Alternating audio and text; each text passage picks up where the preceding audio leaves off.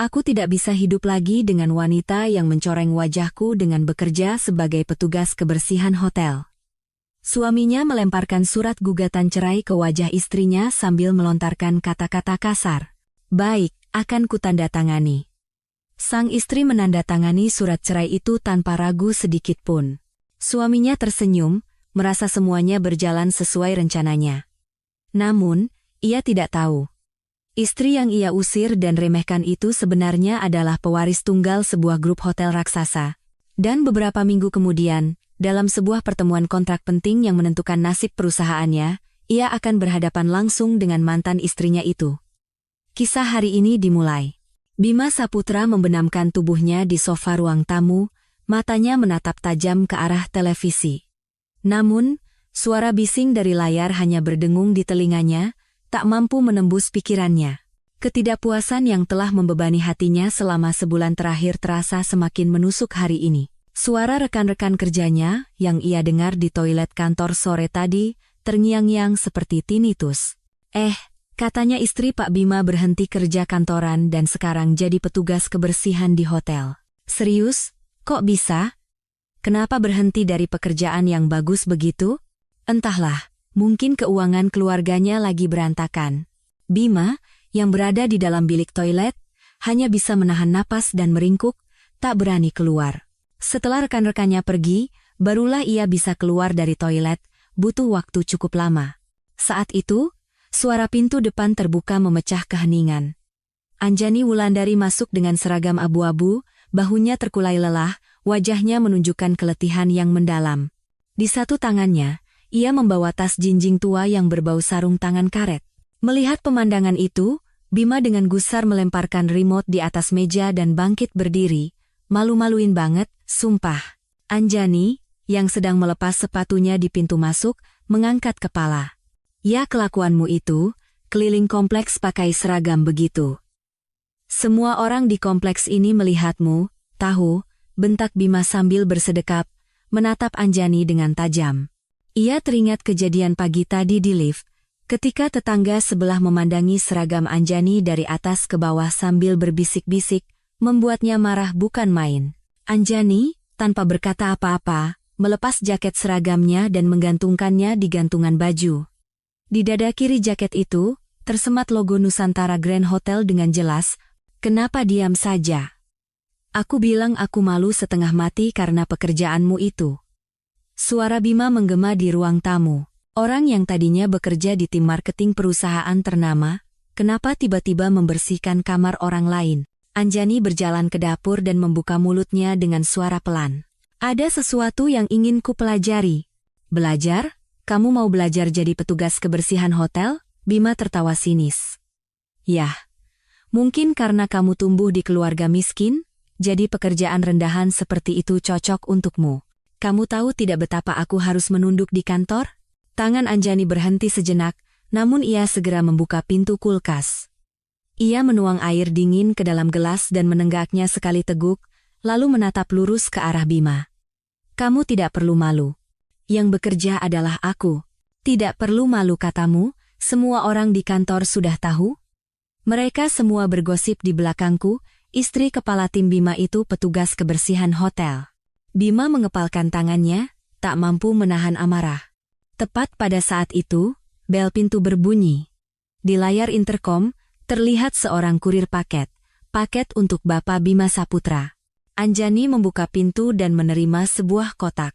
Sang kurir melirik seragam Anjani, lalu bertanya dengan ragu, Mbak, kerja di Nusantara Grand Hotel, ya? Iya, betul. Wah, kakak saya juga kerja di sana. Pekerjaannya berat, ya?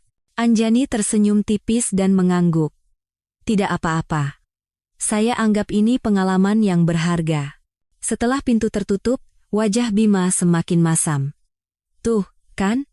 Beginilah caranya gosip menyebar ke seluruh kompleks. Sekarang sampai kurir paket pun tahu urusan rumah tangga kita. Anjani hanya menatap Bima tanpa mengubah ekspresinya. Sikap tenangnya itu justru membuat Bima semakin mendidih. Kamu tidak merasa apa-apa? Bikin frustrasi saja. Bima merebahkan diri di sofa dan meraih ponselnya. Ia dengan sigap mencari nama Sarah Lestari dan mengirim pesan. Istriku sekarang kerja jadi petugas kebersihan hotel, aku malu banget. Balasan datang dengan cepat. Serius Pak Bima, kenapa tiba-tiba kerja begitu? Aku juga pusing. Tiba-tiba berhenti dari kerjaan lamanya terus mulai kerja bersih-bersih. Gak pantas banget buat orang sehebat Bapak. Kok bisa sih? Bima membaca pesan dari Sarah dan mengangguk dengan ekspresi, nah, ini baru benar. Sarah adalah satu-satunya orang yang memahaminya. Iya, kan? Padahal aku sudah kerja keras di kantor. Tentu saja, Pak. Bapak kan orang yang sangat kompeten. Proyek kali ini juga tidak akan berhasil tanpa Bapak. Senyum tipis tersungging di bibir Bima. Tiba-tiba ia teringat ucapan direkturnya saat acara makan malam perusahaan minggu lalu. Bima, kamu memang hebat dalam pekerjaan, tapi sepertinya di rumah cukup berat ya? Dengar-dengar istrimu melakukan pekerjaan yang sulit. Saat itu Bima hanya bisa tertawa canggung, tapi hatinya terasa terbakar. Terdengar suara Anjani masuk ke kamar mandi untuk mandi. Bima kembali fokus pada layar ponselnya. Sarah, jujur saja, kita ini bukan sekadar atasan dan bawahan, kan? Setelah menunggu sejenak, balasan datang. Saya juga berpikir begitu, Pak. Jantung Bima mulai berdebar kencang. Ia teringat malam ketika mereka lembur berdua di kantor bulan lalu. Sarah membuatkan kopi untuknya, tapi tidak sengaja menumpahkannya ke kemeja Bima. Saat itu, Sarah mendekat untuk membersihkannya dengan tisu, sebuah momen yang mendebarkan. Aduh, Pak, gimana ini? Maaf ya. Aroma parfum Sarah yang menyentuh hidungnya dan sentuhan tangannya yang hangat masih terasa begitu nyata. Suara air dari pancuran terdengar.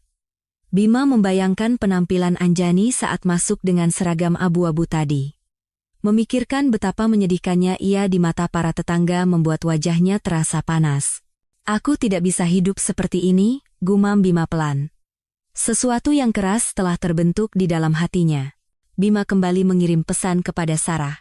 Besok makan siang bisa ketemu sebentar? Tentu saja, Pak. Ada hal penting yang ingin kubicarakan. Kebetulan saya juga ada yang mau disampaikan ke Bapak.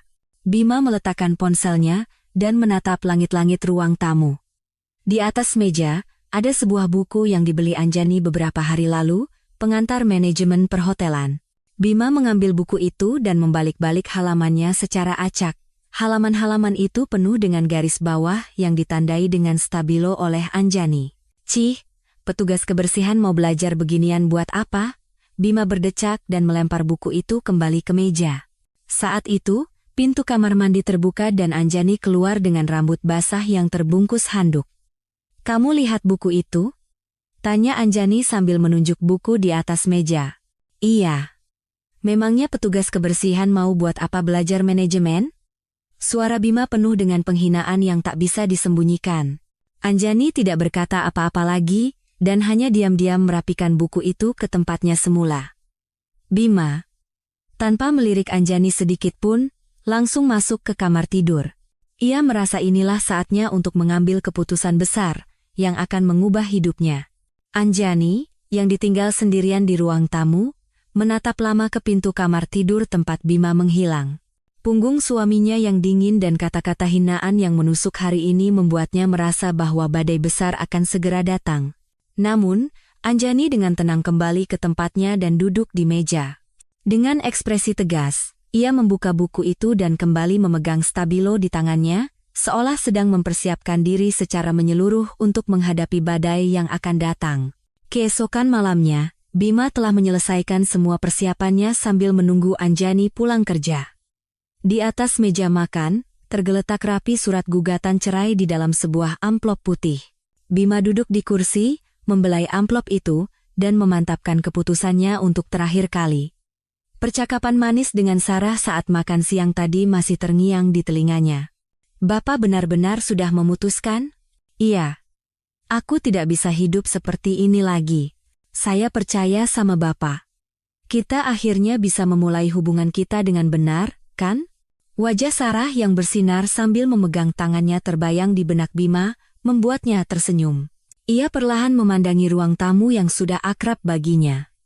Kenangan pernikahan mereka melintas seperti film, tetapi tidak ada sedikit pun rasa sesal yang tersisa. Saat itu, terdengar suara pintu depan terbuka. Anjani masuk ke rumah dengan seragam abu-abu yang sama seperti kemarin. Hari ini, ia terlihat lebih lelah, dan bau disinfektan dari tangannya menusuk hidung. "Sudah pulang?" Anjani menyapa singkat sambil melepas sepatu. "Ya. Sini ke ruang tamu, ada yang mau kubicarakan." Bima menunjuk meja makan dengan dagunya, berbicara dengan nada memerintah. Anjani melepas jaket seragamnya, menggantungkannya, lalu berjalan ke ruang tamu. Ia pun melihat amplop putih yang tergeletak di atas meja, langkahnya terhenti seketika. "Ini apa? Lihat saja sendiri." Bima duduk dengan tangan bersedekap, seolah ingin mengamati setiap reaksi Anjani. Anjani perlahan mendekati meja makan, mengambil surat di dalam amplop itu, 3 kata surat gugatan cerai langsung tertangkap matanya. "Ini apa? Gugatan cerai? Kamu sudah gila?" "Tidak, aku tidak gila. Kita akhiri saja sampai di sini." Bima bangkit dari kursinya seolah sudah menunggu saat itu. "Aku tidak bisa hidup lagi dengan wanita dari keluarga rendahan sepertimu, yang mencoreng wajahku dengan menjadi petugas kebersihan hotel." Anjani hanya menatap surat itu tanpa berkomentar. "Kita sudah menikah bertahun-tahun, dan kamu mau mengakhirinya dengan ini? Sudah cukup. Waktu selama ini sudah cukup untuk membuatku tahu wanita seperti apa kamu ini." Bima berjalan mondar-mandir di ruang tamu seperti seorang aktor drama, suaranya meninggi. "Seharusnya aku tahu dari awal. Ayahmu cuma punya toko kecil, sampai sekarang kamu tidak pernah memberitahuku apa yang dijual atau di mana lokasinya." Tepat saat itu, ponsel Bima berdering keras. Nama ibu muncul di layar. "Sebentar," kata Bima sambil melirik sinis ke arah Anjani dan mengangkat telepon. Bu, ada apa?" "Bima, Anjani sudah pulang. Sampaikan terima kasih ibu ya, buah yang dia bawakan ke rumah sakit waktu itu enak sekali." Wajah Bima seketika mengeras. "Oh, iya, baik, Bu. Dia pasti lelah sekali ya akhir-akhir ini." "Dia baik-baik saja, kan?" "Iya, dia baik-baik saja." "Ibu jangan khawatir." Bima buru-buru menutup telepon. Anjani mengangkat kepalanya dan menatap Bima. "Ibu bilang apa?" "Bukan apa-apa. Kita lanjutkan saja pembicaraan kita." Bima kembali menunjuk surat cerai itu dengan jarinya. "Jadi, karena aku bekerja sebagai petugas kebersihan hotel, kamu mau menceraikanku, begitu? Apa itu begitu penting? Apa pekerjaanku sepenting itu bagimu?" "Tentu saja. Aku ini orang yang punya kedudukan sosial. Kemampuanku diakui di kantor," teriak Bima sambil menepuk dadanya. "Bagaimana bisa aku melihat istriku berkeliaran dengan seragam petugas kebersihan?" Anjani kembali menunduk menatap surat itu. Bima mengira Anjani akan menangis dan memohon, atau setidaknya merengek. Namun, ketenangannya benar-benar di luar dugaan Bima. "Bagaimana dengan pembagian harta? Semua sudah tertulis di situ. Apartemen ini atas namaku, jadi tentu saja milikku. Kamu cukup bawa barang-barang yang kamu bawa saat menikah dulu dan pergi dari sini." Anjani membaca pasal-pasal dalam surat itu dengan teliti. Bima, yang mengamatinya, mulai merasa cemas. "Kenapa kamu menatapnya begitu serius? Isinya tidak sulit, kan? Ini masalah penting.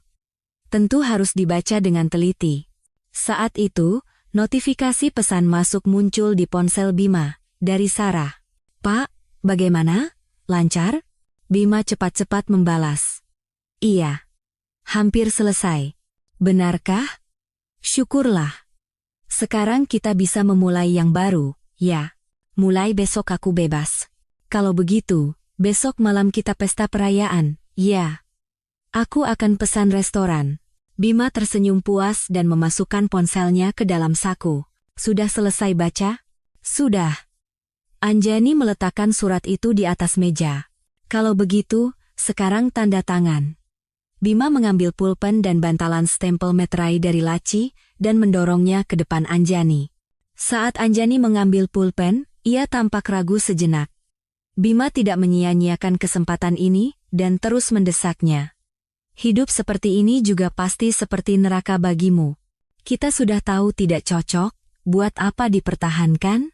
Anjani dengan tenang mengangkat kepalanya dan menatap Bima. Kamu yakin tidak akan menyesal? Tentu saja. Tidak akan pernah menyesal sedetik pun, jawab Bima tanpa ragu. Begitu kalimat itu selesai, Anjani tanpa ragu sedikit pun menandatangani surat itu di tempat yang telah ditentukan, lalu menempelkan meterai. Suara ketukan pulpen menggema di ruang tamu. Bima justru terkejut dengan reaksi Anjani yang begitu cepat dan bersih. Kamu benar-benar menandatanganinya? Langsung begitu saja? Ini kan yang kamu mau, kata Anjani sambil meletakkan pulpennya. Aku kira kamu akan berpikir lagi, atau memohon untuk dimaafkan sekali saja. Memangnya kamu berharap aku memegang kakimu dan memohon-mohon? Untuk pertama kalinya, Anjani menatap Bima dengan tajam. Tatapannya penuh dengan penghinaan yang dingin. Bukan begitu, Bima tergagap. Anjani bangkit dari kursinya. Lalu bagaimana dengan uang kompensasi? Penyebab perceraian ini kan ada padamu, kamu selingkuh, jadi kamu harus bayar kompensasi. Mendengar ucapan Anjani, wajah Bima menjadi pucat pasi. Apa maksudmu? Aku tidak melakukan apa-apa. Kamu pikir aku tidak tahu? Aku sudah melihat semua pesan WhatsApp di ponselmu dengan wanita bernama Sarah Lestari itu. Keringat dingin mengalir di punggung Bima. Itu hanya rekan kerja. Sudah, kukap. Aku juga ingin cepat-cepat selesai denganmu, kata Anjani sambil melambaikan tangannya seolah merasa terganggu. Berapa lama waktu yang kamu butuhkan untuk berkemas? Semalam sudah cukup. Baiklah. Besok aku akan pergi. Anjani langsung berjalan menuju kamar tidur. Bima, yang ditinggal sendirian di ruang tamu yang kosong, menatap nanar surat yang sudah ditandatangani Anjani. Segalanya terasa berakhir terlalu mudah, ada perasaan hampa di hatinya, tetapi ia segera menepisnya dengan membayangkan masa depannya bersama Sarah. Bima mengeluarkan ponselnya dan menelepon Sarah. Sarah, ini aku. Pak Bima, bagaimana hasilnya? Sudah selesai. Baru saja dia menandatanganinya. Wah, benarkah? Selamat ya, Pak. Suara Sarah yang gembira terdengar dari seberang telepon. Ya, mulai besok aku bebas. Tubuh dan pikiran. Kalau begitu, besok malam kita harus bertemu, ya. Kita harus merayakannya. Tentu. Aku akan pesan tempat yang bagus. Bima tersenyum cerah dan menutup telepon. Sementara itu, di kamar tidur, Anjani dengan tenang merapikan pakaiannya. Saat ia menghapus satu persatu jejak keberadaannya, senyum aneh tersungging di wajahnya, bukan kesedihan. Dari laci paling dalam, Anjani mengeluarkan sebuah kartu nama usang. Di kartu nama itu, terukir tulisan berlapis emas, Hermawan Wulandari, Direktur Utama, Grup Hotel Nusantara. Ia menatap kartu nama itu sejenak, lalu mengambil ponselnya. Ayah, ini Anjani. Sepertinya sudah waktunya aku menceritakan semuanya. Suara Anjani terdengar lebih tegas dan mantap dari sebelumnya. Iya, Bima meminta cerai. Katanya dia malu aku bekerja sebagai petugas kebersihan. Terdengar helaan napas panjang dari seberang telepon. Baiklah, ayah mengerti. Sepertinya sudah waktunya topeng itu dilepas. Anjani menatap pemandangan malam kota yang terbentang di luar jendela. Mulai besok, segalanya akan berubah total. Sebulan telah berlalu sejak perceraiannya dengan Anjani Wulandari. Bima merasa sangat ringan, seolah beban berat yang menekan pundaknya telah terangkat.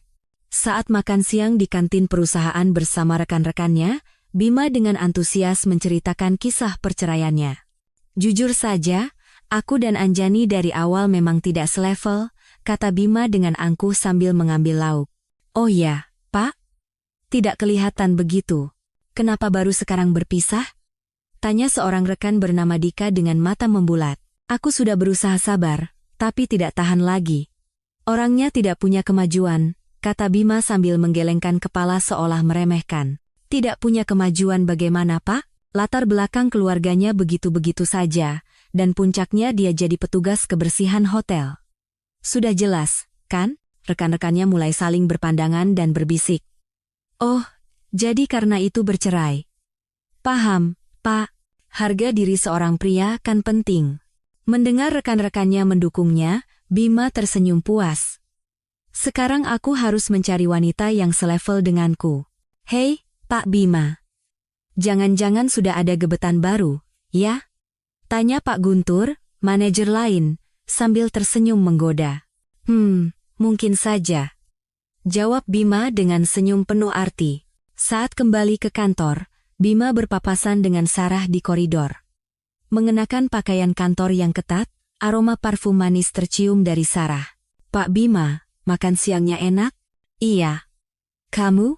Saya cuma makan seadanya. Tidak ada selera makan kalau sendirian tanpa bapak, rengek Sarah sambil sedikit memajukan bibirnya. Aduh, jadi tidak enak. Lain kali kita makan bareng, ya? Benar, ya? Janji? Sarah tersenyum cerah, seolah rengekannya tadi tidak pernah terjadi. Sore harinya, direktur memanggil Bima ke ruangannya. Bima, ada kabar baik untukmu. Iya, Pak. Kabar apa? Soal kontrak dengan grup hotel terbesar di kota ini, Grup Hotel Nusantara. Coba kamu yang tangani. Mata Bima berbinar. Benarkah, Pak? Proyek sebesar itu untuk saya? Iya. Kalau kontrak ini berhasil, promosimu jadi direktur sudah di depan mata. Direktur menepuk-nepuk pundak Bima, memberinya semangat. Kembali ke mejanya, Bima tanpa sadar mengepalkan tangannya. Jika ia berhasil merebut kesempatan ini, bukan hanya promosi, tapi hidupnya akan berubah drastis. Sarah, sini sebentar. Bima memanggil Sarah dengan isyarat tangan. Iya, Pak, kamu akan ikut denganku menangani proyek grup Hotel Nusantara. Hah? Serius? Pak? Wah, luar biasa. Sarah tanpa sadar bertepuk tangan pelan. Gunakan kesempatan ini untuk menunjukkan kemampuanmu, ya. Pak Bima memang hebat. Sarah sedikit memegang lengan Bima dengan tatapan penuh kekaguman. Setelah pulang kerja, Bima dan Sarah duduk di sebuah kafe dekat kantor untuk merencanakan proyek. Kita sudah tahu siapa perwakilan dari pihak Hotel Nusantara?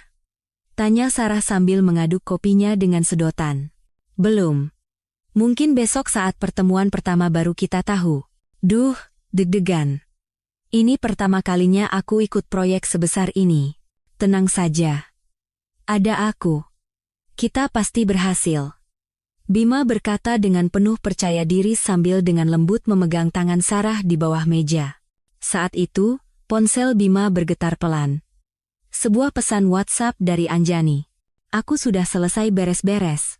Kuncinya kutaruh di kotak surat. Bima melirik pesan itu sekilas, lalu mematikan layarnya seolah tidak terjadi apa-apa. Dari siapa, Pak? Oh, Anjani.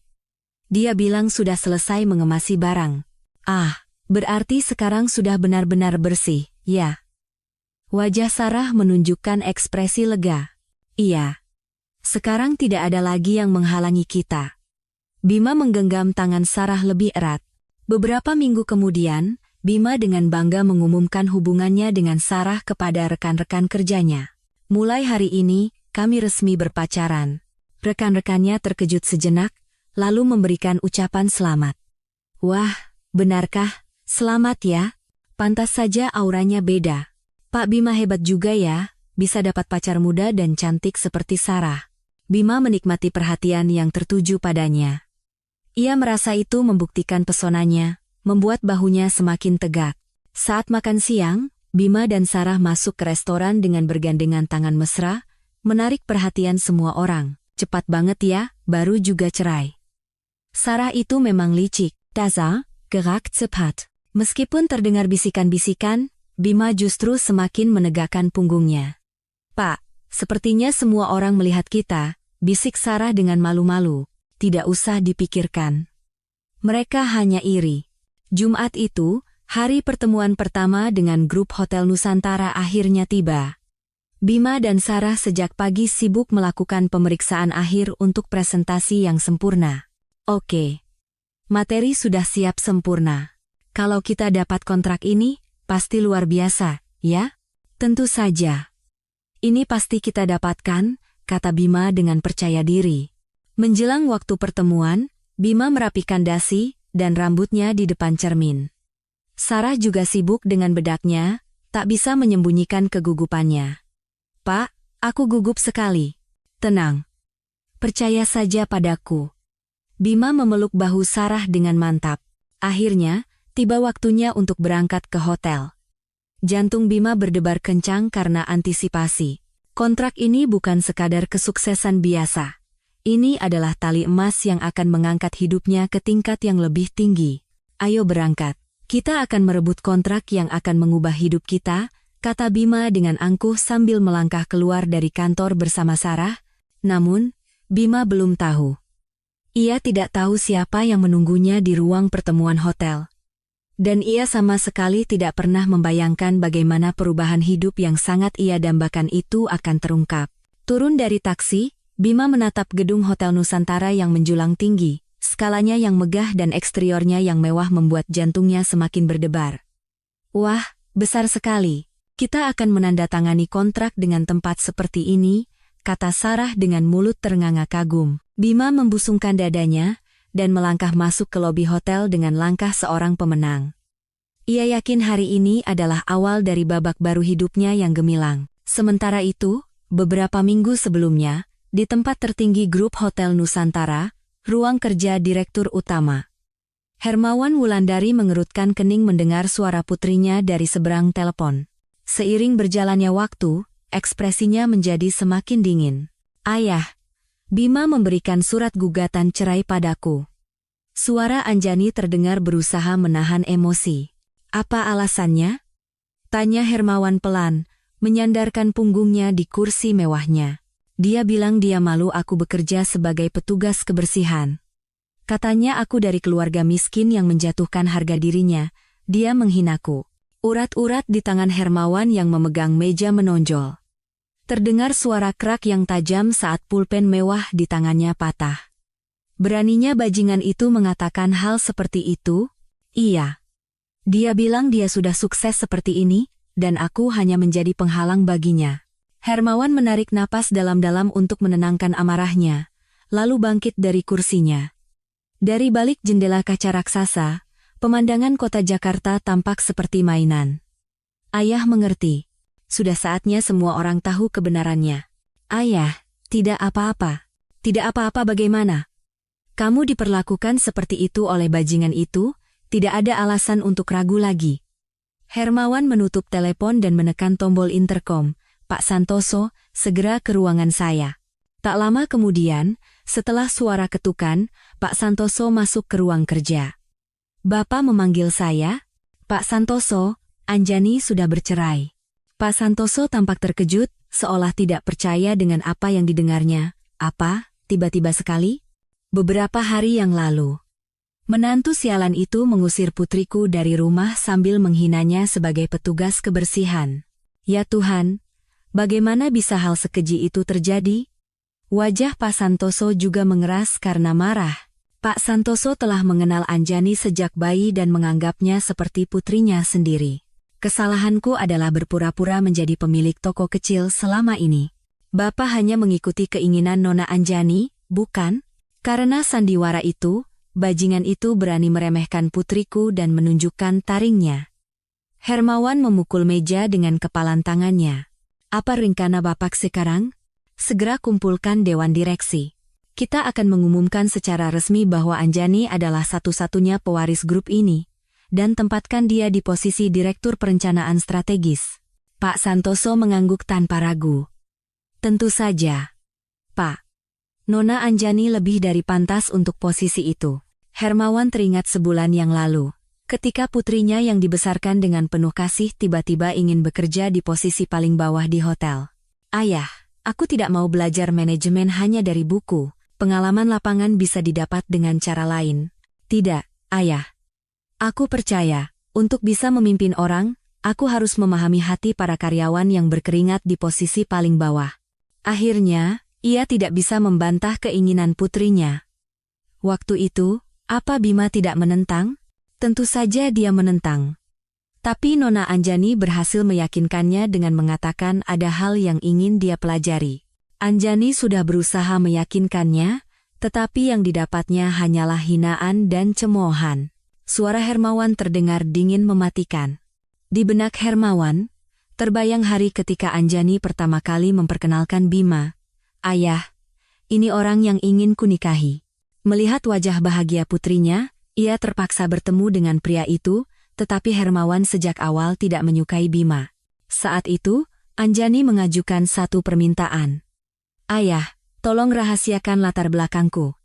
Aku ingin tahu apakah dia mencintaiku sebagai diriku sendiri, atau karena latar belakangku. Karena permintaan tulus putrinya, Hermawan mulai berperan sebagai pemilik toko kecil, bukan sebagai direktur utama grup hotel terbesar di Indonesia. Dan benar saja, sejak pertemuan pertama, Bima secara halus meremehkan Hermawan. Pak, bagaimana tokonya akhir-akhir ini? Ekonomi sedang sulit, katanya semua orang kesusahan. Hermawan masih ingat dengan jelas nada superioritas yang terselip dalam ucapan simpatik itu. Selama ini, ia menahan diri hanya demi kebahagiaan putrinya. Pak Santoso dengan hati-hati bertanya kepada Hermawan yang sedang melamun. Pak, kebetulan sekali, bukankah perusahaan Bima Saputra sedang ada proyek kontrak dengan kita? Aku tahu. Aku sengaja memberikan proyek itu pada perusahaannya. Apa?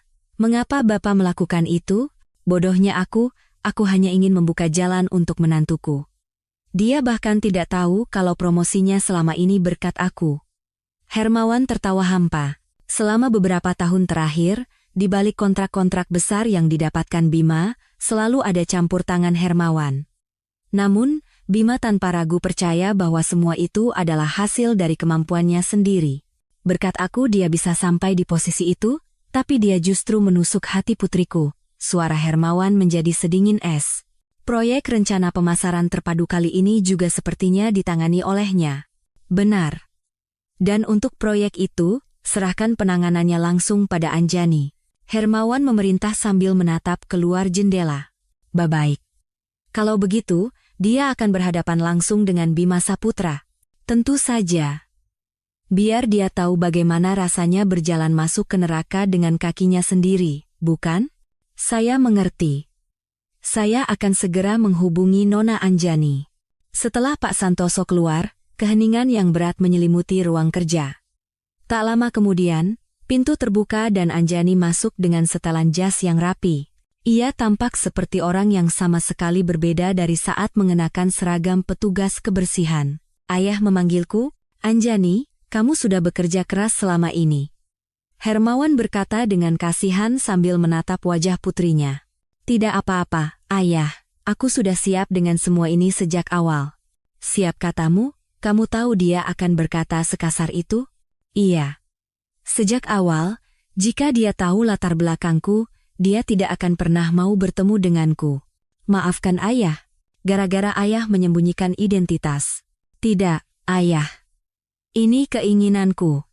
Berkat ini, aku jadi tahu sifat asli seseorang. Hermawan menggenggam tangan Anjani dengan erat. Mulai hari ini, kamu adalah Direktur Perencanaan Strategis Grup Hotel Nusantara. Baik ayah. Dan kontrak dengan Bima, kamu yang tangani langsung. Kilatan dingin dan tajam melintas di mata Anjani. Ayah memberiku kesempatan untuk balas dendam, bukan balas dendam, tapi pelajaran. Buat bajingan sombong itu sadar sampai ke tulang sumsumnya, siapa orang yang telah ia remehkan selama ini. Anjani perlahan mengangguk. Baik ayah. Serahkan padaku. Dari ekspresi tegas putrinya, Hermawan semakin yakin. Pada saat yang sama, ia tersenyum dingin membayangkan wajah Bima, yang saat ini pasti sedang mabuk kesuksesan, tanpa tahu apa-apa. Bima Saputra dan Sarah Lestari berdiri di depan ruang rapat VIP di lantai tertinggi Hotel Nusantara. Lantai marmer di bawah kaki mereka berkilau seperti cermin, dan lampu gantung mewah di langit-langit menyinari wajah mereka. Wah, Pak. Lobinya saja sudah luar biasa, tapi ruang rapat VIP ini benar-benar beda. Ya, Sarah berkata dengan suara minder sambil melihat sekeliling. Kalau kita berhasil mendapatkan kontrak ini, tempat seperti ini akan jadi tempat bermain kita. Bima berdeham dan berkata dengan percaya diri. Ruang rapat yang mereka masuki atas arahan staf hotel begitu luas dan mewah hingga membuat napas tertahan. Perwakilan kami akan segera tiba, mohon ditunggu sebentar. Setelah staf itu membungkuk sopan dan pergi, Bima dan Sarah meletakkan materi yang telah mereka siapkan di atas meja. Pak, jantungku rasanya mau copot. Ini pertama kalinya aku ikut kontrak sebesar ini. Tenang. Presentasi kita sempurna, jadi percaya dirilah. Saat Bima menepuk bahu Sarah, ponselnya bergetar singkat. Sebuah pesan dari direktur perusahaannya. Bima, nasib perusahaan kita bergantung pada kontrak ini. Berjuanglah mati-matian untuk mendapatkannya. Bima menelan ludah dan mematikan layar ponselnya. Direktur bilang apa, Pak? Beliau bilang, kita harus mendapatkan kontrak ini bagaimanapun caranya, tekanannya luar biasa. Jangan khawatir, Pak. Kan ada kita. Sarah menumpangkan tangannya di atas tangan Bima. Tepat pada saat itu, dari luar pintu ruang rapat terdengar suara langkah sepatu hak tinggi yang jelas. Bima dan Sarah secara refleks menegakkan punggung dan menatap ke arah pintu. Nah, ini dia dimulai, gumam Bima pelan sambil menyunggingkan senyum seorang pemenang. Pintu terbuka dengan suara pelan. Bima memasang senyum bisnis terbaiknya, bangkit dari kursi, dan mengangkat kepalanya. Dan pada saat itu, senyum di wajah Bima membeku. Mulutnya ternganga, matanya membelalak tak percaya. Orang yang masuk ke ruang rapat adalah Anjani Wulandari. Tapi bukan Anjani yang ia kenal dengan penampilan lusuh. Setelan jas mahal yang pas di badan, tatanan rambut yang rapi, dan riasan yang elegan. Aura berwibawa yang mengalir dari ujung rambut hingga ujung kakinya membuatnya tampak seperti orang yang sama sekali berbeda. Selamat siang. Bapak Bima Saputra, Kepala Tim Perencanaan Iklan, dan Ibu Sarah Lestari, benar? Anjani menyapa lebih dulu dengan senyum dingin. Bima tidak bisa berkata apa-apa, hanya mulutnya yang bergerak-gerak tanpa suara. Sarah yang berdiri di sampingnya juga tidak bisa menyembunyikan ekspresi terkejutnya. Saya Anjani Wulandari, Direktur Perencanaan Strategis Grup Hotel Nusantara, yang bertanggung jawab penuh atas proyek ini. Anjani mengeluarkan kartu nama dari dompetnya dan menyerahkannya kepada Bima. Bima menerima kartu nama itu dengan tangan gemetar, seperti orang yang kesurupan. Direktur Perencanaan Strategis Grup Hotel Nusantara, Anjani Wulandari. Bagaimana ini bisa terjadi? Bima akhirnya berhasil memaksakan suaranya keluar. Apa yang bagaimana maksud Anda? Bukankah Anda datang untuk pertemuan bisnis? Tanya Anjani dingin sambil duduk di seberang mereka. Bukan, kamu. Bagaimana bisa kamu ada di sini? Memangnya ada alasan kenapa saya tidak boleh ada di sini? Suara Anjani terdengar tajam seperti duri es. Sarah, dengan panik, menyikut Bima yang masih terpaku. Pak, sadar Pak. Ah, ya, maafkan saya. Saya tadi salah lihat. Tapi, nama Ibu Direktur tadi Anjani Wulandari, ya? Tanya Sarah dengan hati-hati dan tatapan curiga. Benar. Apakah Anda kenal dengan kepala tim Anda? Anjani tidak langsung menjawab pertanyaan itu.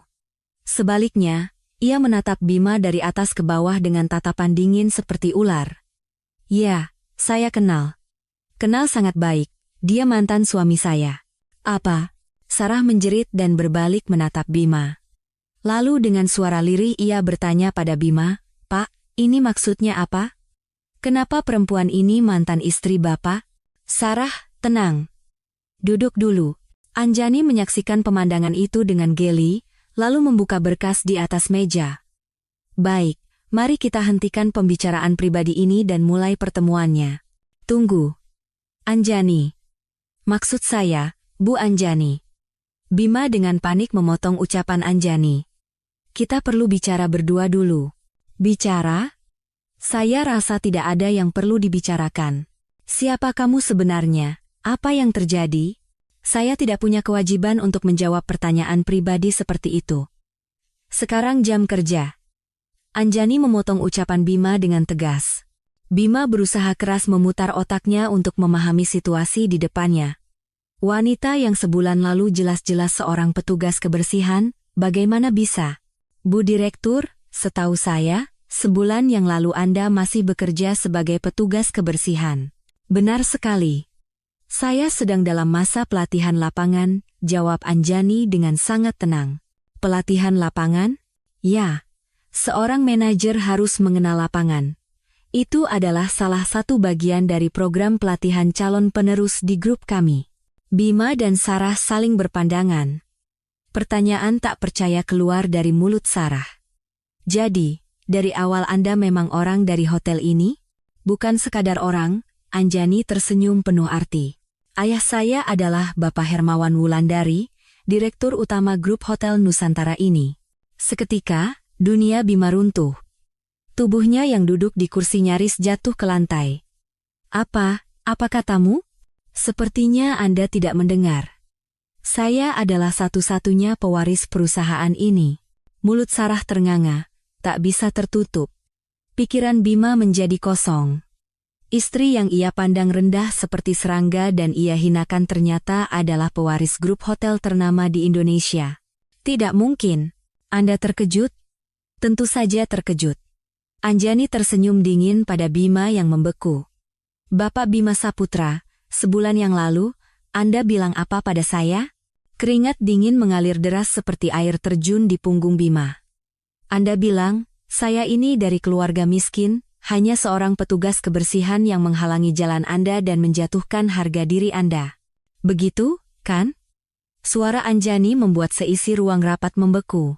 Sarah yang panik berusaha meredakan situasi. Bu Direktur, pembicaraan pribadi seperti itu. Ini bukan pembicaraan pribadi. Ini juga bagian dari pekerjaan. Tatapan Anjani kini beralih ke Sarah. Anda Sarah Lestari, kan? Orang yang menjalin hubungan tidak pantas dengan mantan suami saya dan menjadi pemicu perceraian kami. Wajah Sarah memerah, itu salah paham. Bima Saputra memanfaatkan Anda untuk mencampakkan saya. Apa Anda masih belum sadar? Anjani, hentikan.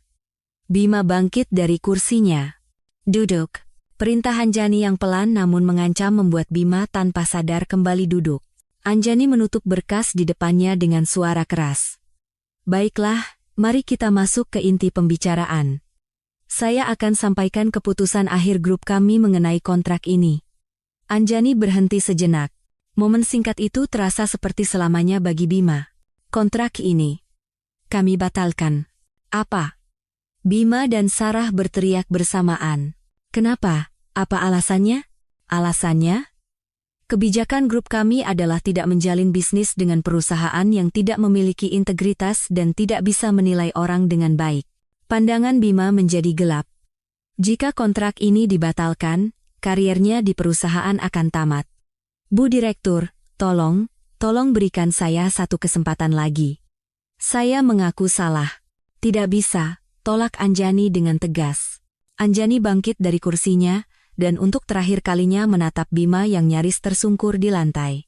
Bapak Bima Saputra, bagaimana rasanya kehilangan segalanya di tangan seorang petugas kebersihan dari keluarga miskin yang begitu Anda hinakan?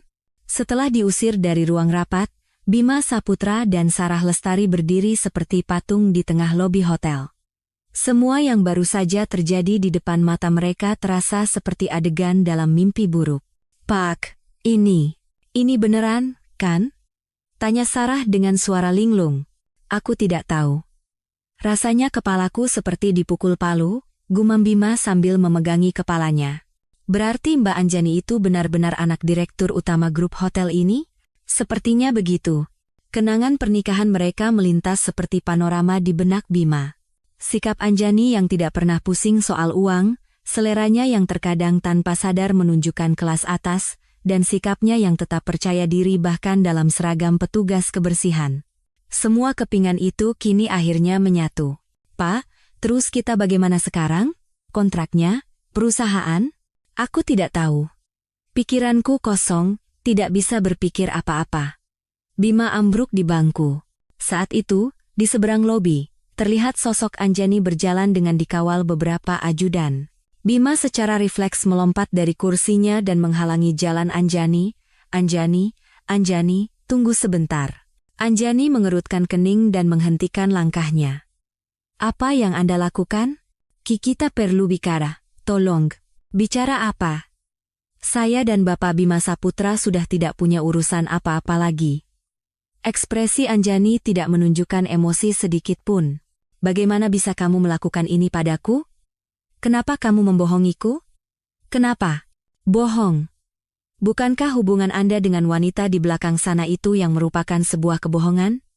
Anjani menunjuk ke arah Sarah yang berdiri bingung. Itu. Nanti aku jelaskan. Sekarang kita bicara berdua saja. Saya tidak mau. Anjani menolak dengan tegas. Semua komunikasi akan dilakukan melalui prosedur resmi. Lagi pula, hubungan kita sekarang apa sampai Anda terus-terusan berbicara informal pada saya? Sungguh tidak sopan. Anjani, tolong. Kita punya kenangan bersama. Bima dengan panik memegang lengan Anjani. Lepaskan tangan Anda. Anjani menatap tangan Bima yang memegang lengannya seolah melihat serangga. Dulu Anda menghina saya sebagai petugas kebersihan miskin dan mengusir saya seperti sampah, sekarang Anda bicara soal kenangan? Suara dingin Anjani membuat perhatian staf hotel dan tamu di lobi tertuju pada mereka. Saya orang sibuk, tidak punya waktu untuk berbicara santai dengan Anda. Anjani hendak melangkah lagi. Saat itu, Bima berlutut di depan Anjani. Anjani, aku salah. Aku benar-benar bersalah. Tolong maafkan aku. Anjani menatap Bima dengan tatapan dingin. Waktu itu aku benar-benar tidak tahu. Aku tidak tahu kamu orang seperti ini. Tidak tahu? Jadi kalau Anda tahu dari awal saya anak direktur utama, Anda akan berlutut di depan saya? Bima tidak bisa menjawab. Ternyata Anda memang orang seperti itu. Seorang oportunis yang menilai orang hanya dari kondisi dan latar belakangnya. Bukan. Aku tulus mencintaimu. Cinta? Senyum sinis dingin muncul di bibir Anjani. Menusuk punggung orang yang Anda cintai dan bersenang-senang dengan wanita lain? Itukah cara Anda mencintai? Bima menundukkan kepalanya. Saat itu, petugas keamanan hotel yang mengamati situasi mendekat. Bu Direktur, apakah Anda baik-baik saja? Perlu bantuan? Tidak apa-apa. Mereka akan segera pergi dari sini. Bima memohon dengan putus asa, seolah memegang sedotan terakhir. Anjani, tolong, sekali lagi. Beri aku satu kesempatan terakhir. Sudah terlambat, Bapak Bima Saputra. Anjani berbalik. Pintu lift terbuka tanpa suara. Perusahaan Anda, atau lebih tepatnya Anda, tidak akan pernah berurusan dengan saya lagi. Lalu aku akan dipecat, jadi pengangguran di jalanan. Itu bukan urusan saya. Anjani masuk ke dalam lift. Anjani. Teriak Bima putus asa, tetapi pintu lift tertutup dengan dingin. Bima berdiri terpaku di depan pintu yang tertutup itu untuk waktu yang lama. Pak, sekarang bagaimana? Sarah mendekat dengan berlinang air mata. Beberapa hari kemudian, Bima mendapat surat skorsing dari perusahaan. Ia berusaha meluluhkan hati Anjani dengan mengirim surat, tetapi semuanya kembali dengan stempel ditolak. Ia menunggu berjam-jam di depan kantor Anjani, tetapi yang didapatnya hanyalah perlakuan kasar dari petugas keamanan dan pemberitahuan larangan masuk hotel. Dalam keputusasaannya, Bima memohon pada Sarah. Sarah, bisakah kamu bertemu Anjani dan menyampaikan pesanku? Pak, apa Bapak pikir itu masuk akal? Saya juga dipermalukan di tempat itu. Katakan padanya aku benar-benar menyesal, aku tulus. Sudahlah, Pak. Gara-gara terlibat dengan Bapak, saya jadi dianggap aneh di kantor. Setiap kali melewati koridor kantor, rekan-rekannya secara terang-terangan mengejeknya atau menghindarinya seperti melihat serangga. Ditinggal sendirian di kantor yang kosong, Bima merasakan kata-kata sombong dan tatapan hinaan yang pernah ia lontarkan kembali menusuk jantungnya seperti bumerang, membuatnya menangis dalam keputusasaan. Bima Saputra berusaha mati-matian untuk mendapatkan kembali hati Anjani. Namun, setiap uluran tangannya hanya menabrak dinding dingin dan hancur berkeping-keping, situasi di kantor pun semakin memburuk. Akhirnya, direktur memanggil Bima ke ruangannya. Bima, apa-apaan ini semua? Bentak direktur sambil menggebrak meja. Maaf, Pak. Maaf. Sekarang kamu bilang maaf? Kinerja departemen kita selama setahun bergantung pada satu kontrak ini? Dan kamu menghancurkannya karena masalah wanitamu? Suara marah direktur menggema di seluruh ruangan. Tolong beri saya satu kesempatan lagi. Kesempatan? Grup Hotel Nusantara bahkan jijik mendengar namamu. Bagaimana caranya kamu mau dapat kesempatan? Rumor bahwa kamu merugikan perusahaan secara besar-besaran karena masalah pribadi, itu benar? Iya, benar.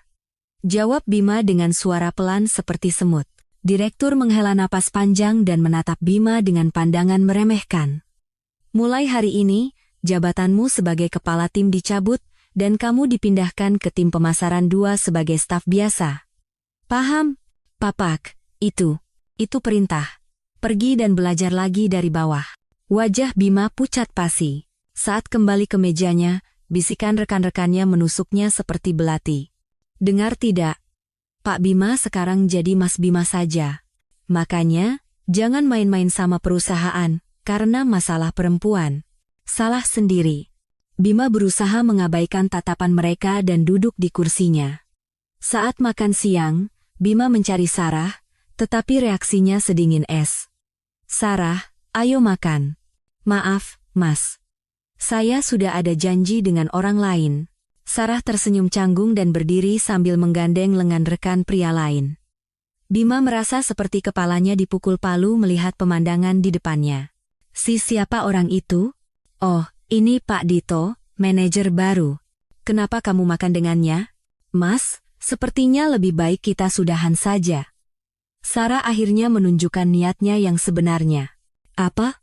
Kita harus realistis.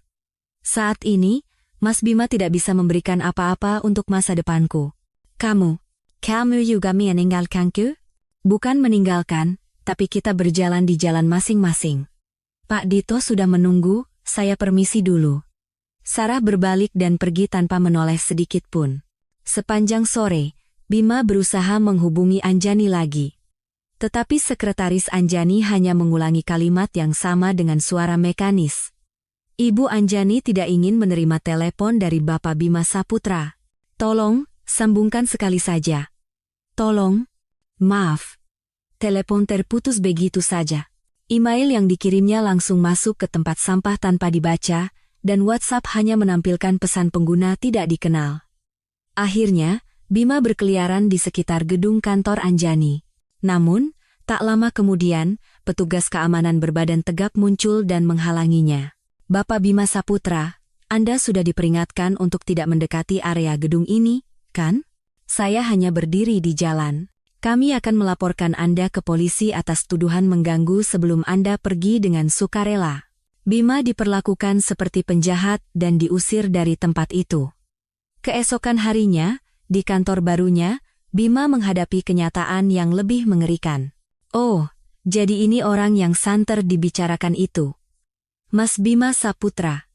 Kepala tim barunya memperkenalkan Bima dengan nada menyindir. Ya, salam kenal, sapa Bima canggung, tetapi anggota tim yang lebih muda hanya memandanginya dari atas ke bawah. Dulu katanya kepala tim, ya, kok bisa diturunkan pangkatnya? Pertanyaan belak-belakan dari seorang karyawan baru membuat wajah Bima memerah. Itu. Ayolah Mas. Kita semua tahu kok. Gara-gara salah pilih perempuan, sampai menghancurkan perusahaan kan? Hahaha, jangan khawatir, Mas. Nanti kami ajari dari hal-hal dasar seperti fotokopi. Tawa mengejek yang terang-terangan menggema di seluruh ruangan. Setelah pulang kerja, Bima duduk di sudut sebuah warung kumuh, menenggak bir sendirian. Saat itu, notifikasi berita muncul di layar ponselnya. Grup Hotel Nusantara raih rekor pendapatan tertinggi berkat strategi inovatif Direktur Anjani Wulandari. Saat ia mengklik berita itu, foto Anjani yang tersenyum penuh percaya diri memenuhi layar. Anjani terbang tinggi ke langit, sementara dirinya terus jatuh ke dasar neraka. Beberapa hari kemudian, Bima pergi ke acara reuni kampusnya. Dengan harapan tipis yang tersisa. Bima, dengar-dengar kamu cerai, dan mantan istrimu itu anak pemilik grup Hotel Nusantara? Beneran? Seorang teman bertanya dengan suara keras karena mabuk. Hah? Iya. Gila kamu, kesempatan emas begitu kamu sia-siakan? Harusnya kamu bisa hidup enak seumur hidup, dasar tidak bersyukur. Semua ucapan teman-temannya menjadi panah beracun yang menusuk hati Bima. Bima tidak tahan lagi dan pergi dari tempat itu seperti melarikan diri. Di jalanan malam yang dingin dalam perjalanan pulang, Bima merenungkan nasibnya. Di tempat kerja, ia menjadi bahan ejekan, rekan-rekan menjauhinya, dan kekasihnya meninggalkannya. Dan orang yang paling berharga baginya telah pergi ke tempat yang tak terjangkau. Bima menyadari betapa sombong dan bodohnya dia. Tapi air mata penyesalan sudah terlambat. Di kantor pusat grup Hotel Nusantara, ruang kerja Anjani Wulandari, ia sedang menerima laporan hasil investigasi akhir tentang Bima Saputra dari tim audit internal. Bu Direktur, saya laporkan hasil investigasi mengenai Bima Saputra. Ketua tim audit membuka sebuah berkas tebal, dan ekspresi Anjani menjadi sedingin es. Selama 3 tahun terakhir, dengan menyalahgunakan jabatannya sebagai kepala tim, jumlah dana perusahaan yang digelapkan, yang terkonfirmasi saja, mencapai total 800 juta rupiah.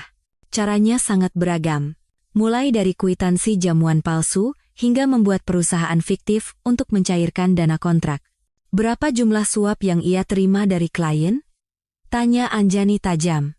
Hingga saat ini, dari penelusuran rekening, jumlah yang terkonfirmasi lebih dari 1 miliar rupiah. Diperkirakan masih ada rekening lain.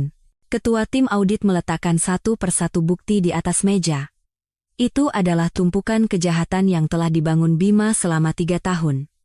Semua bukti sudah diamankan? Ya, semua bukti penggelapan dan suap telah kami amankan dengan sempurna melalui dokumen, rekaman suara, dan penelusuran rekening. Anjani menutup berkas itu tanpa suara. Baik. Serahkan semua berkas ini ke tim audit perusahaan Bima, media, dan kejaksaan. Baik, Bu Direktur. Sementara itu, pada saat yang sama, Bima sedang duduk lesu di kantornya, hanya mengklik mouse tanpa tujuan. Meskipun situasinya sulit setelah diturunkan pangkat, ia tidak menyangka akan ada masalah besar. Ia mulai terbiasa dengan penghinaan sebagai staf biasa. Ia berpikir hidupnya tidak bisa lebih buruk lagi. Tepat pada saat itu, pria-pria berjas hitam mendekati mejanya. Apakah Anda Bima Saputra? Ja, ada apa? Kami dari tim audit internal kantor pusat. Anda perlu kami periksa terkait dugaan penyalahgunaan keuangan, jadi silakan ikut dengan kami.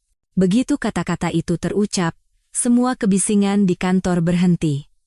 Semua mata rekan-rekannya tertuju pada Bima. Apa maksud Anda? Saya tidak melakukan apa-apa. Penjelasan lebih lanjut akan kami dengar di ruang pemeriksaan. Mohon kerjasamanya. Bima digiring keluar kantor oleh staf audit seperti seorang kriminal. Di ruang pemeriksaan yang tertutup, ketua tim audit melemparkan tumpukan berkas tebal di depan Bima.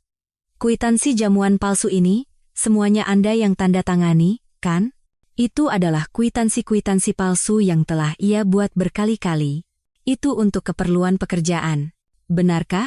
Setelah kami periksa ke restoran tersebut, kartu kredit perusahaan memang digunakan, tapi ternyata untuk membeli barang-barang pribadi Anda. Keringat dingin mengalir di punggung Bima. Kontrak dengan perusahaan fiktif ini apalagi? Anda membuat perusahaan cangkang untuk menggelapkan dana perusahaan, kan? Tidak. Itu salah paham. Salah paham? Lalu bagaimana Anda menjelaskan transaksi rekening ini? Ketua tim audit mengeluarkan bukti terakhir. Itu adalah rincian rekening atas nama lain milik Bima, yang secara berkala menerima sejumlah besar uang dari klien. Anda menerima suap, kan? Tidak ada gunanya menyangkal lagi. Bima akhirnya menyerah dan menundukkan kepalanya. Setelah pemeriksaan selama berjam-jam, Bima dijatuhi sanksi pembebas tugasan dan skorsing. Malam itu, berita mengejutkan muncul di berita jam 9 malam. Seorang staf tingkat kepala tim di sebuah perusahaan periklanan menggelapkan dana perusahaan dalam jumlah besar dan menerima suap dari klien.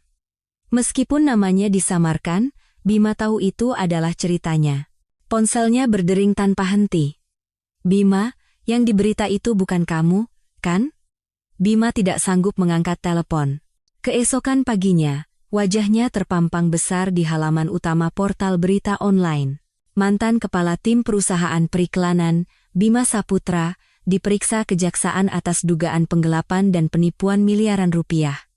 Telepon dari wartawan membanjir, dan Bima mematikan ponselnya. Beberapa hari kemudian, saat dipanggil ke kejaksaan, Bima sudah pasrah. Jaksa menunjukkan bukti-bukti sempurna yang diserahkan oleh tim Anjani. Bima Saputra, apakah Anda mengakui semua tuduhan? Ya, bukti-buktinya sangat jelas, akan sulit untuk menyangkal. Saya bodoh. Saya sangat menyesal. Tapi penyesalan sudah terlambat. Perusahaan segera memecat Bima dan mengajukan gugatan perdata atas kerugian yang ditimbulkannya. Media tidak melewatkan kasus ini.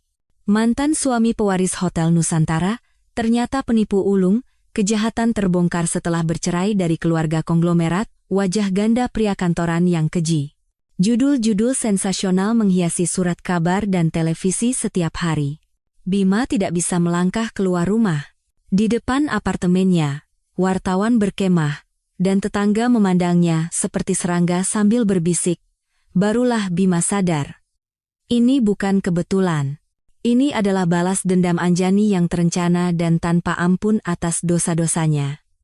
Ia tidak bisa menyangkalnya. Semua itu memang kejahatan yang ia lakukan. Kehidupan sosial Bima berakhir dengan sempurna. Skandal Bima Saputra menyebar seperti api yang tak terkendali, mengubah hidupnya menjadi abu. Kejaksaan secara resmi memulai penyelidikan, dan bayangan dingin borgol menjadi kenyataan yang membayanginya. Mantan Kepala Tim Periklanan Bima Saputra, besok hadiri sidang pra-peradilan. Layar televisi dipenuhi dengan judul berita yang menampilkan fotonya yang kuyu. Di dalam rumah, Bima, yang berselimut, gemetar seperti daun dan berbicara dengan pengacaranya. "Pak pengacara, apa saya benar-benar akan ditahan? Seberapa besar kemungkinannya?" Jujur saja, bukti dari pihak lawan sangat jelas dan spesifik. Kemungkinan ditahan sangat tinggi. Suara dingin pengacara terdengar jelas dari seberang telepon. Lalu apa yang harus saya lakukan? Tidak ada cara lain selain menunjukkan niat kuat untuk mengganti kerugian dan menunjukkan sikap penyesalan yang tulus. Mengganti kerugian? Ya, tuntutan ganti rugi dari perusahaan mungkin akan lebih dari 1 miliar. Pikiran Bima menjadi kosong. Saat itu, telepon rumah berdering keras. Dari bank. "Bapak Bima Saputra, kami menghubungi terkait tunggakan KPR Anda." "Ah, iya, saat ini, tunggakan cicilan Anda sudah lebih dari 3 bulan. Kami akan memulai proses lelang untuk apartemen yang dijaminkan." "Tunggu. Tolong beri saya sedikit waktu lagi," kaki Bima lemas. "Kami sudah memberikan waktu yang cukup. Kami akan melanjutkan sesuai prosedur hukum." Begitu telepon ditutup, ponselnya berdering. Dari perusahaan kartu kredit. "Bapak Bima Saputra, terkait tunggakan kartu kredit Anda sebesar 120 juta rupiah." Bima ambruk di sofa. Sementara itu, di perusahaan, semua orang yang terkait dengan Bima sedang diinterogasi secara intensif. Sarah Lestari tidak terkecuali. "Saudari Sarah, apa hubungan Anda dengan mantan kepala tim Bima Saputra?" Menghadapi pertanyaan tajam dari tim audit internal, Sarah menjawab seolah sudah mempersiapkannya. "Hanya atasan dan bawahan di departemen yang sama, tidak lebih. Ada laporan bahwa kalian adalah sepasang kekasih." "Tidak mungkin. Saya hanya menganggapnya sebagai atasan yang baik yang peduli pada bawahannya. Justru saya yang tertipu." Sarah menyangkal semua hubungannya dengan Bima. Ia bahkan melangkah lebih jauh, berakting seolah-olah dirinya lah yang menjadi pelapor internal. Sebenarnya, sejak dulu sudah ada beberapa hal yang mencurigakan. Hal apa? Penggunaan biaya representasi yang tidak wajar, atau kedekatannya yang berlebihan dengan klien tertentu. Saya rasa itu agak aneh. Sarah tanpa ragu menusuk Bima dari belakang. Teman-teman kuliah Bima juga menghindarinya seperti wabah. "Hei, kalau Bima telpon jangan diangkat, nanti kita ikut repot. Tidak ada lagi tempat di dunia ini yang bisa ia mintai tolong." Saat itu, orang tua Bima datang dari desa ke Jakarta, meninggalkan semua pekerjaan mereka. "Ya Tuhan, anakku, apa yang terjadi?" Ibunya menangis histeris begitu melihat Bima dan memeluknya. "Ibu, ayah, maafkan aku. Apa yang diberita itu benar? Kamu benar-benar melakukan perbuatan kotor itu?" Ayahnya bertanya dengan suara gemetar. Bima tidak berani mengangkat kepalanya. "Itu sebuah kesalahan. Awalnya hanya kesalahan kecil." "Kesalahan? Apa ini bisa dianggap kesalahan?" "Hah?" Ayahnya mengangkat tangan dan menampar pipi Bima. "Bukan begini kami membesarkanmu. Bagaimana kami harus menghadapi tetangga? Kamu mencoreng wajah kami. Pak, tenang, Pak. Pada hari sidang pra-peradilan, Bima berdiri di depan pengadilan, yang menantinya adalah puluhan kamera dan wartawan. Bima Saputra, apakah Anda mengakui tuduhan penggelapan? Apakah ini balas dendam dari mantan istri konglomerat Anda? Dihujani blitz kamera dan pertanyaan, Bima menundukkan kepala dan masuk ke pengadilan seperti melarikan diri. Hasil sidang sesuai dengan perkataan pengacaranya. Diduga akan menghilangkan barang bukti dan melarikan diri, penahanan dikabulkan. Bima diborgol begitu keluar dari ruang sidang dan dibawa ke tahanan. Pemandangan itu disiarkan langsung di seluruh stasiun televisi nasional. Mantan kepala tim Bima Saputra akhirnya ditahan, mengakui sebagian besar tuduhan. Anjani menyaksikan berita itu dari kantornya dengan wajah tanpa ekspresi. Perasaan campur aduk melintas, tetapi itu jauh dari rasa gembira atau puas. Bu Direktur, Anda baik-baik saja? Tanya sekretarisnya dengan hati-hati. Ya, saya baik-baik saja. Balas dendam Anda berhasil, tapi kenapa Anda tidak terlihat senang? Saya tidak menganggapnya sebagai balas dendam. Ini hanya proses di mana semuanya kembali ke tempatnya. Apartemen Bima akhirnya masuk lelang. Rumah yang pernah ia tinggali bersama Anjani jatuh ke tangan orang lain dengan harga murah. Di tahanan, Bima mendengar kabar buruk dari pengacaranya. Jadi, tidak bisa menghindari hukuman penjara? Ya, meskipun ini pelanggaran pertama, jumlah penggelapannya besar dan kejahatannya serius, Anda harus siap minimal 2 tahun penjara, sulit untuk mendapatkan hukuman percobaan. Anda juga harus bersiap untuk gugatan ganti rugi yang sedang disiapkan perusahaan. Bima kehilangan semua harapan. Beberapa bulan kemudian, vonis pengadilan tingkat pertama dijatuhkan. Terdakwa Bima Saputra dijatuhi hukuman penjara 2 tahun 6 bulan. Semua kamera di ruang sidang mengarah padanya. Semua harta Bima habis untuk ganti rugi dan denda. Rumah, mobil, saldo di rekening, semua yang ia anggap penting telah hilang. Teman-teman memutuskan kontak, bahkan keluarganya pun tidak datang menjenguk karena malu.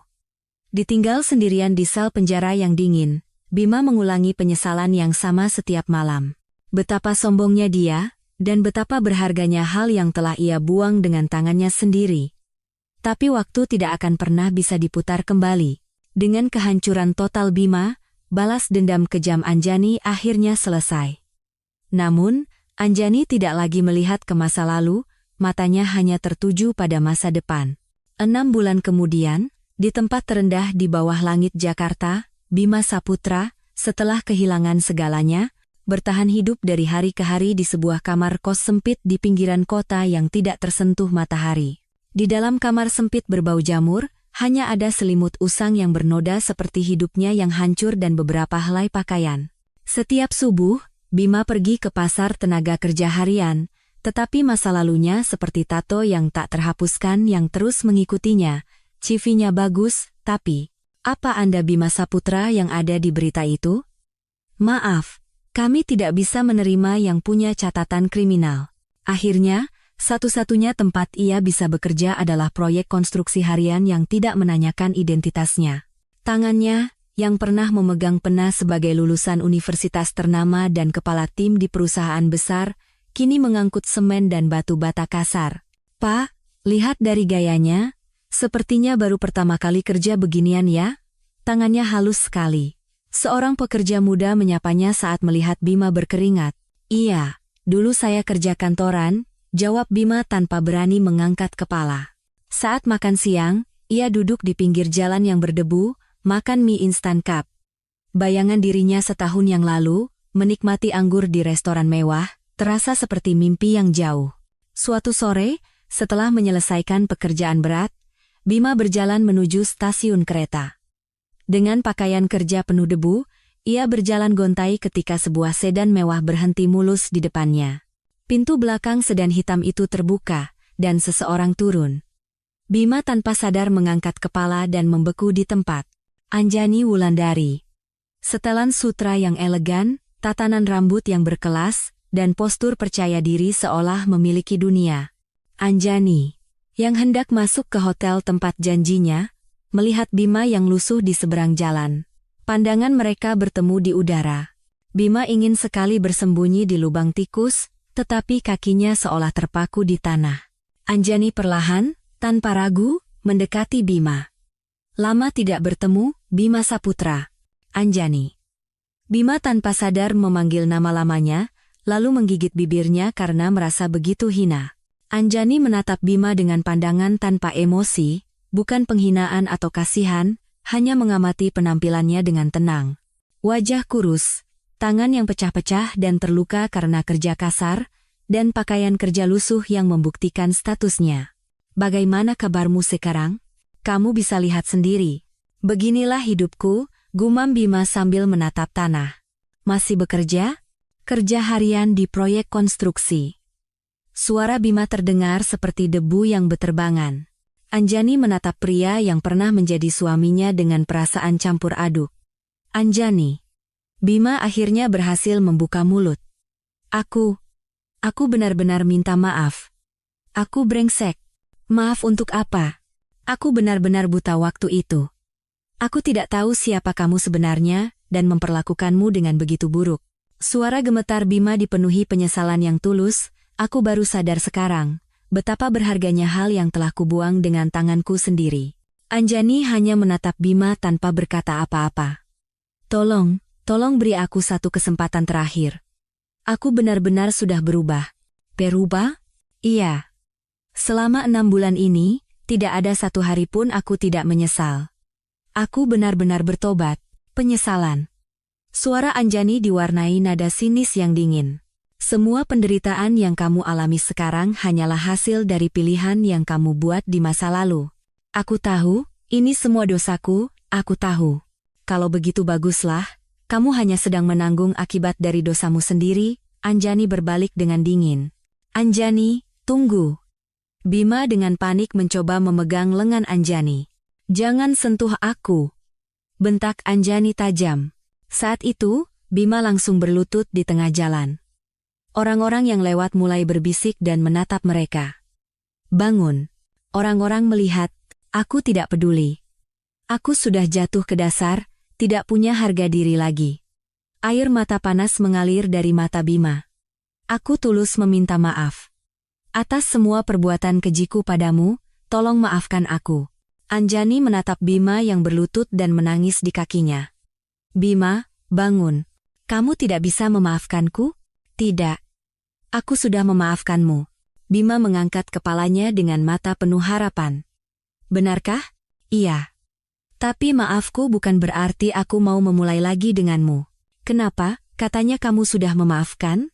Memaafkan tidak akan membuat piring yang pecah kembali utuh. Bekas luka yang kamu tinggalkan di hatiku tidak akan pernah hilang selamanya. Waktu itu aku benar-benar tidak tahu. Kamu hanya tidak tahu bahwa aku adalah pewaris grup Hotel Nusantara. Tapi sebagai manusia, kamu menginjak-injakku lebih rendah dari batu di bawah kakimu, kan? Bima tidak bisa berkata apa-apa. Seandainya aku benar-benar anak dari keluarga miskin dan seorang petugas kebersihan, apa aku pantas diinjak-injak seperti itu? Bukan begitu maksudku. Lalu apa? Kamu adalah orang yang menilai-nilai seseorang hanya dari uang dan jabatan. Aku tidak bisa menghabiskan sisa hidupku dengan orang seperti itu. Anjani masuk ke dalam mobil dan pergi tanpa menoleh. Bima, masih berlutut, menatap nanar bagian belakang mobil yang menjauh. Bisikan dan tatapan menghina dari sekitar tidak lagi terasa. Ia akhirnya sadar.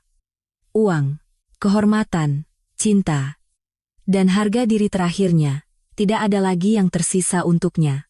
Lama kemudian, Bima bangkit dengan lemah dan naik kereta menuju kamar kosnya. Pemandangan malam Jakarta yang gemerlap terbentang di luar jendela, tetapi cahaya itu bukan lagi untuk Bima. Baginya, tidak ada lagi mimpi maupun harapan.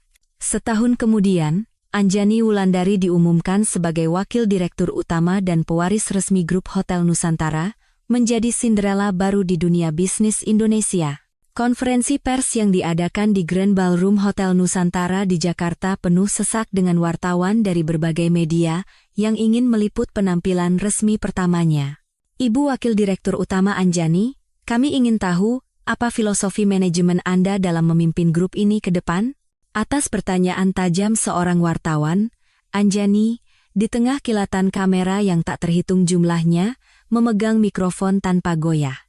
Filosofi manajemen saya hanya satu, mendengarkan suara dari tempat terendah, untuk menciptakan kepuasan di tingkat tertinggi. Kami dengar Anda sangat menekankan pengalaman lapangan. Benar sekali. Untuk menjalani proses sebagai penerus grup, saya pernah bekerja sebagai bagian dari tim kebersihan kamar hotel kami. Pengalaman itu bagi saya adalah guru yang lebih baik daripada buku manajemen manapun. Pernyataan mengejutkan Anjani membuat seisi ruang konferensi pers riuh. Maksud Anda, pewaris konglomerat bekerja langsung sebagai petugas kebersihan? Apakah ada alasan khusus? Saya percaya, untuk memahami kualitas sebuah hotel, kita harus memahami ketidaknyamanan di tempat yang seharusnya paling bersih. Dan untuk membicarakan masa depan perusahaan, kita harus memahami keringat karyawan yang melakukan pekerjaan paling berat. Jawaban tulus Anjani disambut dengan decak kagum dari para wartawan. Setelah konferensi pers selesai, Anjani bersama ayahnya, Hermawan, memandang keluar jendela dari ruang kerja direktur utama. Anjani, ayah sangat bangga padamu hari ini. Hermawan berkata dengan suara haru sambil merangkul bahu putrinya. Ini semua berkat kepercayaan ayah. Tidak. Kamu membuktikannya sendiri. Mulai sekarang, ini adalah eramu. Anjani adalah seorang pemimpin yang kompeten. Hal pertama yang ia dorong adalah program penghargaan karyawan. Ia mengubah ruang istirahat petugas kebersihan menjadi fasilitas kelas atas, menjamin masa kerja semua staf lapangan, dan meningkatkan kesejahteraan secara signifikan. Inovasi ini dimungkinkan karena ia lebih dari siapapun memahami kesulitan rekan-rekan kerjanya di masa lalu. Bu Wakil Dirut. Aduh, Bu Wakil Dirut. Kepala tim kebersihan yang dulu bekerja bersama Anjani memegang tangannya dengan mata berkaca-kaca. Berkat Ibu, kami sekarang bekerja dengan bangga. Ibu telah menunjukkan bahwa tidak ada pekerjaan yang hina. Saya yang lebih berterima kasih, Bu. Seperti dulu Ibu mengajari saya, tolong terus sampaikan suara dari lapangan tanpa filter. Langkah Anjani ini memberikan inspirasi mendalam bagi para karyawan, dan grup Hotel Nusantara menjadi salah satu perusahaan idaman untuk bekerja. Beberapa bulan kemudian, Anjani diundang sebagai pembicara di sebuah seminar sekolah bisnis. Saya belajar 3 hal saat membersihkan kamar hotel. Sudut pandang pelanggan, pentingnya rekan kerja, dan kejujuran dalam bekerja. Saya menyadari bahwa terkadang, untuk mencapai tempat tertinggi, kita harus turun ke tempat rendah. Ceramah Anjani disambut dengan tepuk tangan meriah. Baginya, datangnya cinta yang baru mungkin adalah hal yang wajar. Pertemuannya dengan James Surya, seorang direktur regional untuk jaringan hotel internasional. Anjani, saya sangat terkesan dengan cara manajemen Anda. Terutama filosofi menghargai lapangan, itu adalah hal yang harus saya pelajari. Keduanya bertemu sebagai mitra bisnis, tetapi mereka saling tertarik pada nilai-nilai dan visi satu sama lain. James adalah orang yang, setelah mendengar semua masa lalu pahit Anjani, menganggapnya bukan sebagai luka, tetapi sebagai medali kehormatan. Ketika saya mendengar Anda pernah bekerja sebagai petugas kebersihan, saya pikir Anda adalah orang yang luar biasa. Itu butuh keberanian yang tidak biasa. Pernikahan Anda di masa lalu pasti sangat berat. Tapi cobaan itulah yang membuat Anda menjadi Anjani yang sekarang. Anda adalah orang yang sangat kuat. Penghargaan tanpa prasangka dan penghiburan hangat dari James perlahan membuka hati Anjani. Sementara itu, kabar tentang Bima sesekali terdengar. Ia masih berpindah-pindah proyek konstruksi, hidup dari hari ke hari. Bu, apa Anda mendengar kabar Bima? Tidak. Saya tidak tertarik, tapi, bagaimanapun juga kalian pernah menjadi suami istri, saya pikir Anda akan peduli. Saya tidak bersimpati. Hidupnya sekarang sepenuhnya tanggung jawabnya sendiri. Anjani tidak lagi membuang-buang emosinya untuk masa lalu yang bernama Bima Saputra. 1,5 tahun kemudian, di sebuah restoran dengan pemandangan sungai di musim semi, James memberikan cincin kepada Anjani. Anjani, maukah kau menikah denganku? Kamu tahu semua masa laluku. Bahwa aku seorang janda, masa-masa ketika orang menunjukku. Tentu saja. Dan semua waktu itu telah membentuk dirimu yang sekarang, Jadi aku mencintai dan menghormati seluruh masa lalumu, aku ingin menyembuhkan lukamu dan membangun masa depan bersamamu. Air mata hangat menggenang di mata Anjani. Ia tersenyum dengan senyum paling bahagia di dunia dan mengangguk. Pernikahan mereka dilangsungkan dengan sederhana namun hangat, hanya dihadiri oleh kerabat dekat. Saat berjalan di altar digandeng oleh James, Anjani teringat kembali hari-hari penuh gejolaknya di masa lalu. Pertemuan yang salah dengan Bima, saat-saat ia hidup sebagai petugas kebersihan, pengkhianatan yang kejam, dan rasa sakit perceraian. Ia menyadari bahwa semua itu adalah proses berharga untuk mencapai momen ini. Kamu tidak menyesal?